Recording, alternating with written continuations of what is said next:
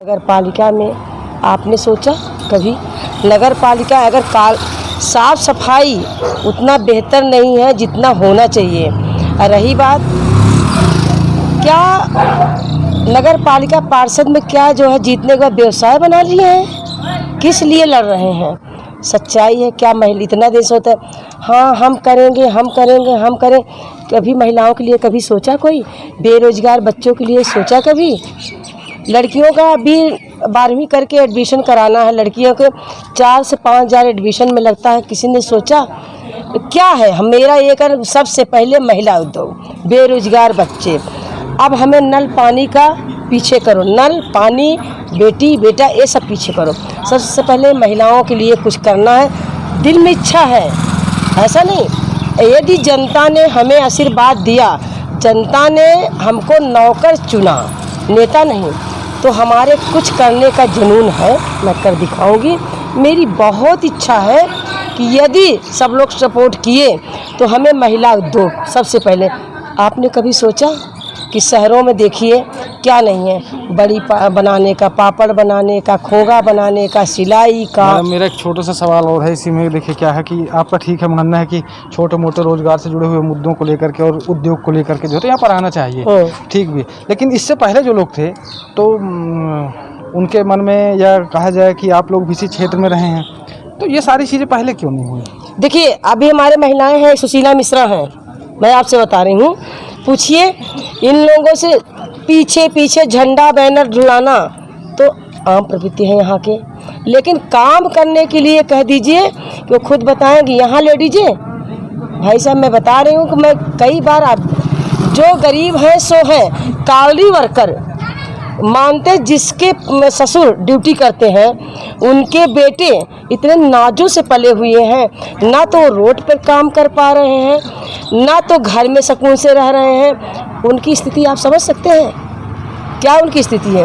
हर आए दिन कालरी वर्कर, यहाँ पे कोयला क्षेत्र है, यहाँ पे हर आए दिन लोग पलायन हो रहे हैं, उसको कोई ध्यान दिया?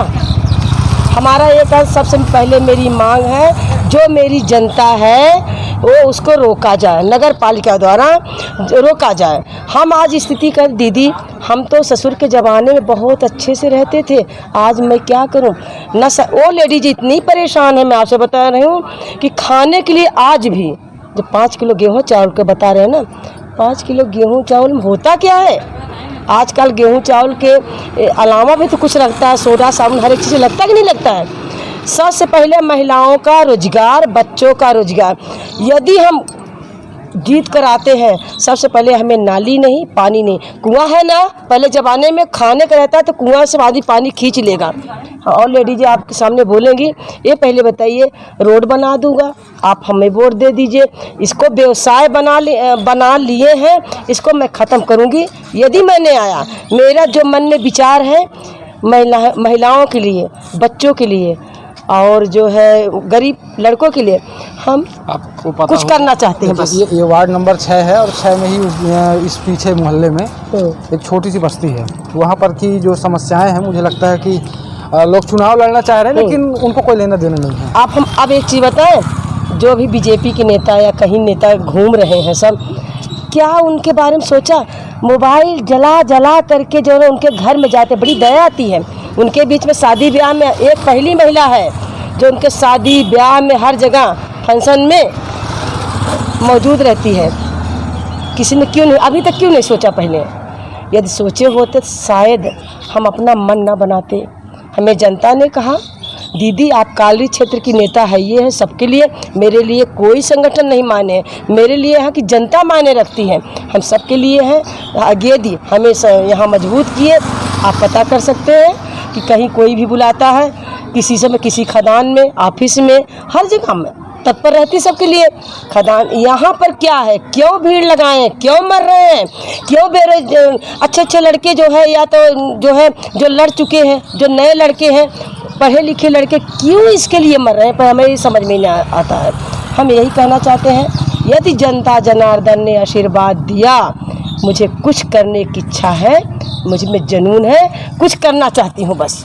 आज जी आप क्या कहेंगे? राजकुमार भाई, जटिल समस्या में लोग जी रहे हैं, इस पसान नगर पालिका क्षेत्र में।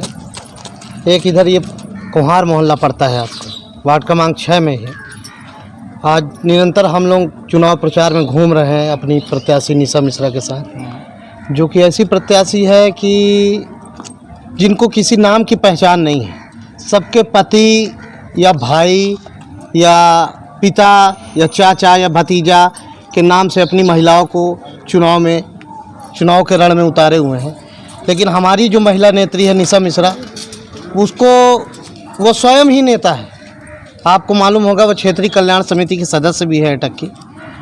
और समस्या जो यहाँ है, सोच लीजिए इस दफाई में हम लोग गए, आज प्रचार कर रहे हैं, देख रहे हैं ना, तो वहाँ नल की लाइन जुड़ी हुई है। तो प्रधानमंत्री जी नल धन योजना बनाए हुए हैं इतनी बड़ी, और ये नगर पालिका कोई पंचायत क्षेत्र भी नहीं है कि पिछड़ा हुआ क्षेत्र, नगर पालिका क्षेत्र है, कालरी बेल्ट भी है।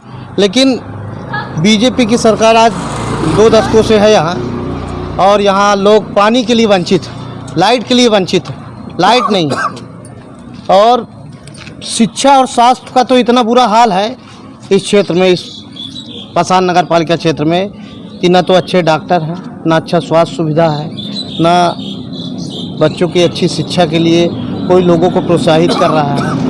और रोज़गार तो जटिल समस्या ही है देश के अंदर। नहीं, कुछ लोगों ने तो ये मान लिया कि रोजगार लाया ही नहीं जा सकता नगर पालिका परिषद पसान क्षेत्र में। नहीं, अब सोचने का तो विषय ही है भैया, सोचने का इसलिए विषय है क्योंकि आप अभी देखे होंगे, आप पत्रकार हैं, अभी मोदी, पहले लोग 60 साल के लिए भर्ती होते थे, 40 साल, 35 साल, 20 साल, 25 साल। अभी मोदी जी ने एकदम एडवांस भर्तियां चालू कर दी अपने देश के अंदर। 4 साल के लिए भर्ती, उसके बाद पकौड़ा तलना है, भजिया बनाना है, नाली साफ करना है, ये सब काम मिलेंगे लोगों को। 4 साल की नौकरी।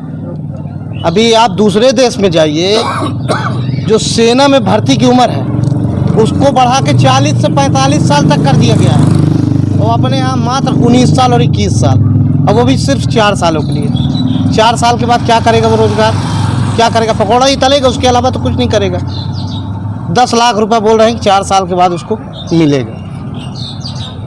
बड़ी जटिल समस्या है, लोगों को समझना होगा।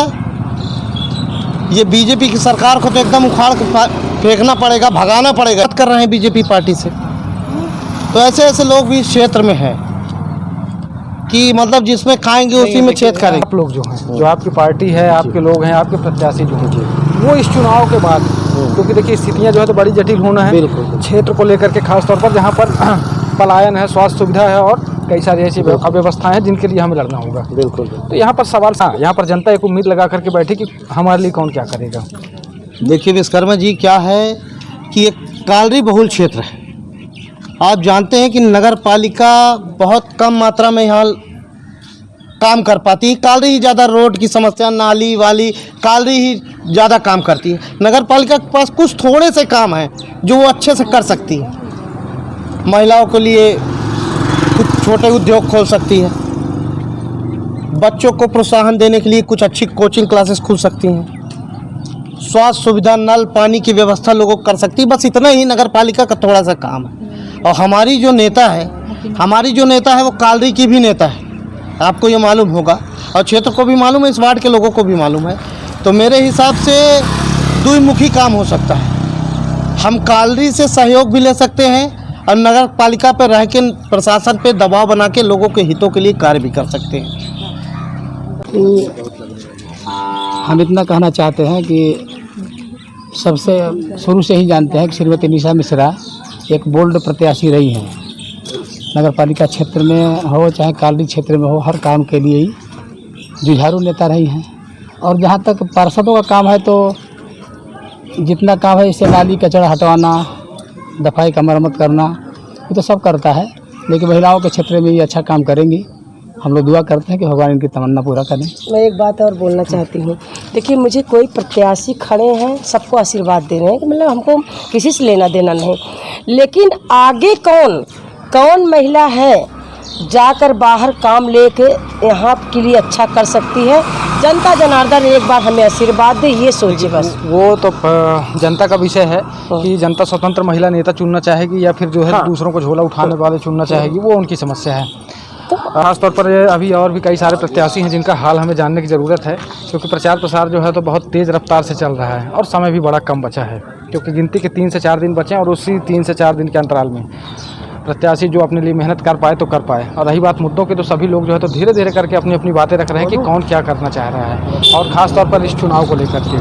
तो चलिए, चुनाव नहीं बल्कि इस बार इस चुनाव के माध्यम से मैं आपको बता दूं कि इस क्षेत्र का भविष्य तय होना है, और जब अच्छा कोई जनप्रतिनिधि चुन करके आएगा तो ही हमारे इस क्षेत्र का बचाव होगा। इस क्षेत्र को जो है तो अच्छे रूप से, सुचारू रूप से जो है तो चलाया जा सकेगा। तो चलिए, इसके साथ मैं विराम देना चाहूँगा और अगली कड़ी में हमारी मुलाकात फिर होगी ऐसी कुछ चर्चाओं के साथ। मैं राजकुमार विश्वकर्मा।